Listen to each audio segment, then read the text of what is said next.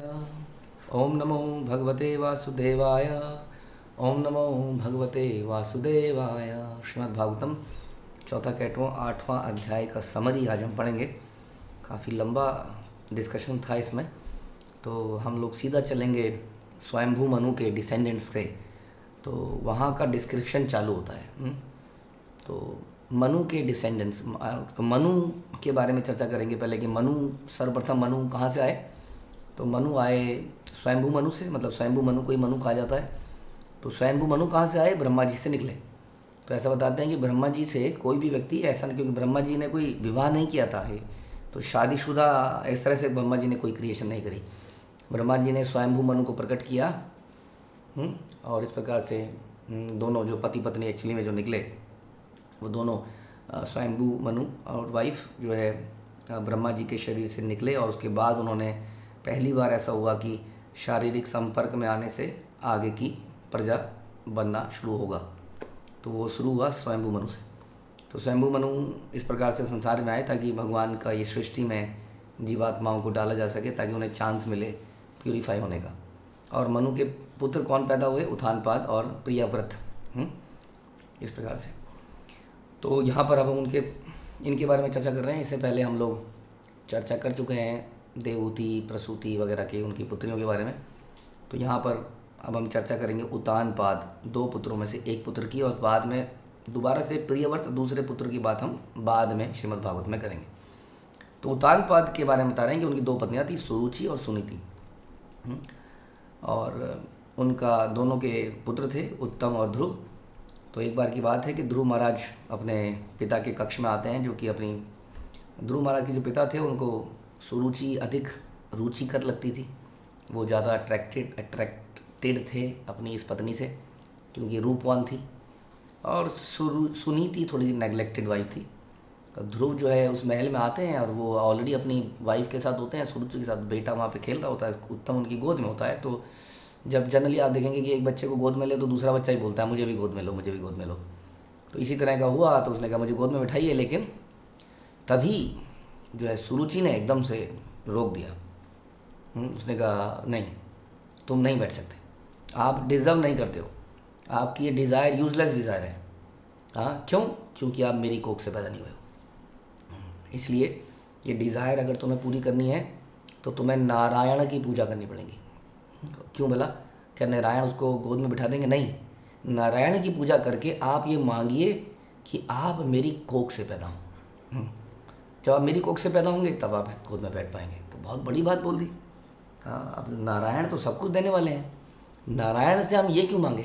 इसलिए प्रभुपाद और हमारे आचार्य बताते हैं कि भगवान से क्या मांगना है, we should be very careful. हाँ, अब क्या करेंगे ये मांग कर? जो हम मांगते रहते हैं, कुछ नोटों के टुकड़े, कुछ कांच के टुकड़े, हीरे चांदी, जो कि इस पूरे प्रसंग में हमें समझ में आएगा। क्योंकि ये चीज़ें तो समाप्त तो हो ही जाती हैं। भगवान से मांगना है तो उस इटर्नल संसार को मांग सकते हैं, उनके धाम को मांग सकते हैं, उनकी सेवा को मांग सकते हैं, राइट, उनकी प्रेममयी भक्ति को मांग सकते हैं। लेकिन उसने कहा कि भगवान के पास जाइए, ये बात तो सही बोली, लेकिन बोला कि मेरी कोख में जन्म लेने के लिए तपस्या कीजिए। अब ये सुन के जो ध्रुव महाराज बड़े, हाँ, एक तरह से डांट पड़ गई। अब किसी आप ये तो प्रैक्टिकली आप देख सकते हैं कि बच्चा गोदी में आने को बोल रहा है, आप नहीं गोदी में जाने दिया तो बच्चा तो लेट जाएगा ज़मीन पे, हाँ, उछल कूद मचाने लग जाएगा। तो इस प्रकार से हो गया वहाँ पर। तो ध्रुव को बहुत ही क्रोध आ गया, और क्रोध में बच्चा कर क्या सकता है, रोने लगा, सीधा माँ के पास भागा। माँ ध्यान में आती है।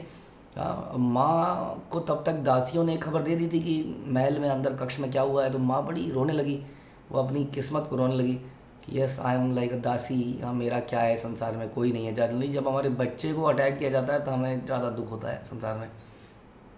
तो बड़ा दुखी वो महसूस कर रही थी। हाँ, वो अपनी हर चीज़ के लिए वो आंसू बहा रही थी, लेकिन उसने फिर अपने आप को कंपोज किया थोड़ा सा।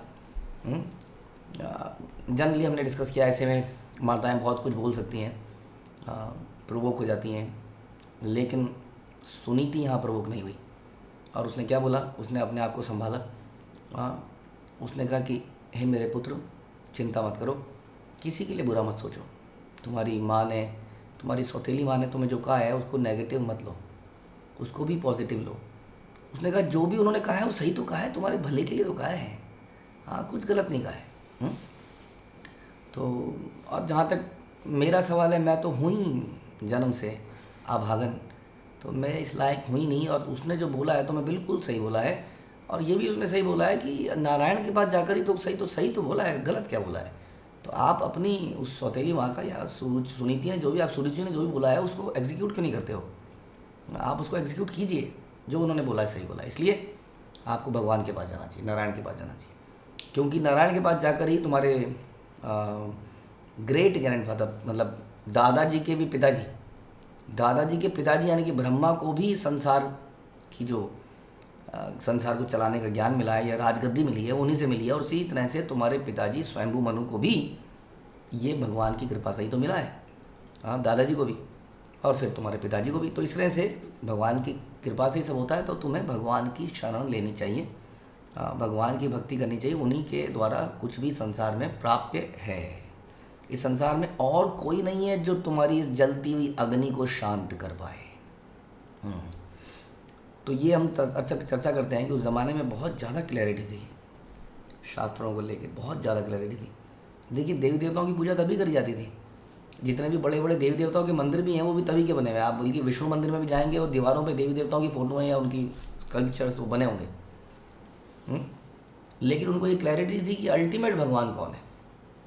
जैसे यज्ञ के अंदर भी कई सारे देवता बिठाए जाते हैं अग्नि यज्ञ में, लेकिन वहाँ पर विष्णु कलश, विष्णु को स्थापित किया जाता है। और ये माना जाता है कि जो यज्ञ कुंड है वो विष्णु का मुख है, और जो अग्नि है वो जीव है भगवान की, उन्हीं को सब कुछ अर्पित किया जाता है। तो बहुत सारी क्लैरिटीज़ थी जो कि यहाँ पर भी सुनने से मिलता है।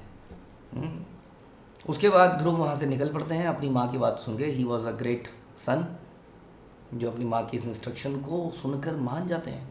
और भगवान कहाँ मिलेंगे, उधर जंगल में मिलेंगे। जंगल की तरफ चल पड़ते हैं। अब जब वो जंगल की तरफ चल पड़ते हैं तो रास्ते में उन्हें नारद मुनि मिलते हैं। नारद मुनि को पता चल जाता है जहाँ पर भी कुछ अनयूजुअल हो रहा है, नारद मुनि वहाँ तुरंत हाँ, एक आदमी, एक व्यक्ति, एक बच्चा भगवान की खोज में जा रहा है। इसलिए कहते हैं कि भगवान की कृपा से हमें गुरु मिलते हैं। जब हम भगवान को वास्तविकता में खोजने निकलते हैं तब हमारे जीवन में कोई गुरु आते हैं, पद प्रदर्शक आते हैं, जो हमें भगवान को प्राप्त करने के रास्ते में लगा देते हैं। ये भगवान की कृपा है हमारे ऊपर, क्योंकि वो हृदय में बैठे हैं, जानते हैं कि ये सच्चा। और जब हम कुछ वीज़ा चाहते हैं, वीज़ा भगवान से, तो किसी ढोंगी को भेज देते हैं। अच्छी पत्नी, गोरी पत्नी से शादी हो जाए, या वीज़ा लग जाए, या बहुत सारी इच्छाओं के लिए लोग जाते ही हैं मंदिर में। ना इच्छाओं की कोई कैसी कैसी बेहूदी इच्छाएं हो सकती हैं, हम सोच नहीं सकते हैं। क्या क्या डिज़ायर करके लोग जाते हैं भगवान के पास। तो जैसी डिज़ायर वैसी इच्छा पूरी होती है। लेकिन कोई वास्तविकता में यदि भगवान को ही ढूंढना चाहता है तो भगवान के जीवन में गुरु भेजते हैं। अब गुरु भी उसको एकदम से ना, guru has to test and purify the disciple.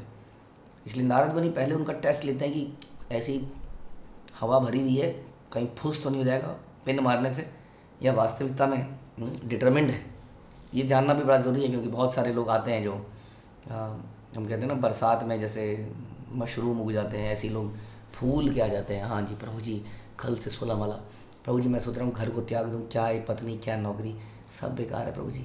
क्यों? बाद में पता चला कि घर में लड़ाई हुई थी ज़बरदस्त, तो वैराग्य पैदा हो गया था। 3-4 दिन बाद पत्नी का फ़ोन आया, ए जी याद आ रही है, आ जाओ ना, माफ़ कर दो ना प्रभु जी, मैं सोच रहा हूँ ना, बेचारी अबलाई तो है, चला ही जाता हूँ वापस। तो कई बार बहुत जल्दी वैराग्य पैदा होता है, फिर वैराग्य चला भी जाता है। कई बार बहुत जल्दी भक्ति करने का मन करता है कि आज ही फाड़ डालेंगे सब कुछ, और अगले दिन खुद फट जाते हैं। तो ये टेस्ट करना बड़ा ज़रूरी है। जनरली हमें भक्ति के प्रोसेस में एक एक कदम आगे बढ़ाना चाहिए, बढ़ाना कंसिस्टेंटली चाहिए, क्योंकि हमें भी नहीं पता कि हमारे अंदर जोश कब ठंडा हो जाएगा। और ज़्यादा डोज लेने से कई बार तबीयत खराब है। तो गुरु हमें बता सकते हैं कि हमारे लिए कितनी डोज सही है। तो नारद मुनि ध्रुव का टेस्ट लेने चलते हैं, और नारद मुनि को समझाने की कोशिश करते हैं, देखिए ध्रुव, इतना परेशान होने की जरूरत नहीं, संसार में ऑनर डिसऑनर होता ही रहता है, एक सब कर्मा का चक्कर है। एक इंटेलिजेंट आदमी को सोचना चाहिए सब कर्मा का चक्कर है, और इसमें आगे नहीं बढ़ना चाहिए। भगवान को प्राप्त करने का चक्कर छोड़ दो, बहुत मुश्किल है। बहुत महान योगी लोग भगवान को प्राप्त करने के लिए लगे और वो प्राप्त नहीं कर पाए कई जन्मों में। इसलिए तुम्हें ये विचार छोड़ देना चाहिए, खाने खेलने की उम्र है, घर जाओ, गुस्सा थूक दो। और इस प्रकार से हाँ, क्यों इतने परेशान होते हो तुम? ध्रुव महाराज बोलता है कि सबको सुनने के बाद, देखिए जी, आप बहुत अच्छी बात बोल रहे हैं, लेकिन ना मुझे भगवान चाहिए बस। अगर आप इसका रास्ता दे सकते हो तो ठीक है, नहीं तो प्लीज़ मुझे अपने रास्ते पे जाने दीजिए। हाँ, this should be the goal. हम गुरु के पास जाएं तो अपनी मटेरियल प्रॉब्लम्स को सॉल्व करने के लिए ना जाएं, हम जाएंगे कैसे मुझे ये चेतना प्राप्त हो, कैसे मैं भगवान को प्राप्त कर सकता हूँ, मुझे बताइए। हाँ, इस प्रकार वेरी क्लियर होना चाहिए मैं। जहाँ पे ध्रुव महाराज यहाँ पर थे, तो उसके बाद नारद मुनि को समझ में आता, ओह ही इज़ सीरियस। अब मैं तुम्हें बताना शुरू करता हूँ, मैं तुम्हें सीधा डिवोशनल सर्विस रिकमेंड करता हूँ, क्योंकि यही भक्तिमय रास्ता, यही एकमात्र तरीका है। इसके लिए सीधा उस जगह में जाओ जहाँ भक्ति बह रही है, वो है ब्रजमंडल। ब्रजमंडल में मधुबन में चले जाओ। हाँ, वहाँ पर अष्टांग योग करो। क्यों? क्योंकि अभी बालक हो ना, इंद्रियों को थोड़ा कंट्रोल करना ज़रूरी है। हाँ, प्राणायाम करो, प्रत्याहार, ये सब आसन वासन लगाओ, मन को नियंत्रित करो। और मन को नियंत्रित करो उस भगवान की फॉर्म में। उसके बाद में 45 से 91 श्लोक में भगवान की बहुत सुंदर डिस्क्रिप्शन बताते हैं कि उनका फेस कैसा है, उनकी स्माइल कैसी है, कैसा शरीर है, कैसा उनका रंग है, ये सारा डिस्क्रिप्शन बताते हैं। जिससे पता चलता है कि किसी भी ध्यान या अष्टांग योग का अंत भी भगवान का सुंदर वो रूप है। रूपवान का रूप है।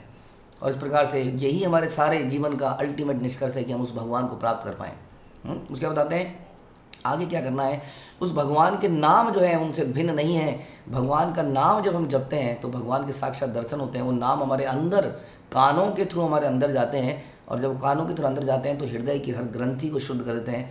ऐसा ही मैं एक तुम्हें नाम देता हूँ, हे ध्रुव, तुम बोलो ओम नमो भगवते वासुदेवाय। और इस प्रकार से ये मंत्र देकर उनकी दीक्षा कर देते हैं। और हमारे लिए मंत्र बताया गया कलयुग में, हरे कृष्णा कृष्णा कृष्णा हरे हरे, हरे राम राम राम हरे हरे। उसके बाद आप क्या कीजिए, मंत्र, केवल मंत्र नहीं, कुछ और डीटी वर्शिप भी करनी पड़ेगी। भगवान की फॉर्म बनाइए, वहाँ जंगल में जो भी अवेलेबल हो उसके साथ कई तरीके से फॉर्म बनाई जाती है, मिट्टी से, लकड़ी से, पत्थर से। उसके बाद वहाँ पर उनको जल अर्पित कीजिए, फूलों की माला बनाइए, फल जंगल में अवेलेबल होंगे उनको ऑफ़र कीजिए, फ्लावर दीजिए, वेजिटेबल्स दीजिए, तुलसी लीव डालिए हर चीज़ के अंदर, तुलसी पत्ता भगवान को ऑफ़र कीजिए। उसके बाद धीरे अपना मन को नियंत्रण कीजिए, शांत रहिए, कम बोलिए, जो मिले उसमें संतुष्ट रहिए। हमेशा भगवान की लीलाओं की डिस्क्रिप्शंस में अपने ध्यान को लगाइए। हाँ, जो कि आचार्य हैं, बड़े बड़े डिवोटीज़ हैं, उनके रास्ते पर हमेशा चलिए। इस प्रकार से सारी चीज़ें बताते हैं। तो इस प्रकार से तुम्हें वो प्राप्त होगा। तो इस प्रकार से ध्रुव महाराज मधुबन के लिए निकल जाते हैं और नारद मुनि उतानपाद से मिलने चले जाते हैं, क्योंकि वो बड़े परेशान हैं, वो बड़े दुखी हैं। क्या कर दिया मैंने अपने बच्चे को, क्या कर दिया मैं, मेरे जैसा दुष्ट व्यक्ति संसार में कौन होगा, नाउ इज़ रिपेंटिंग।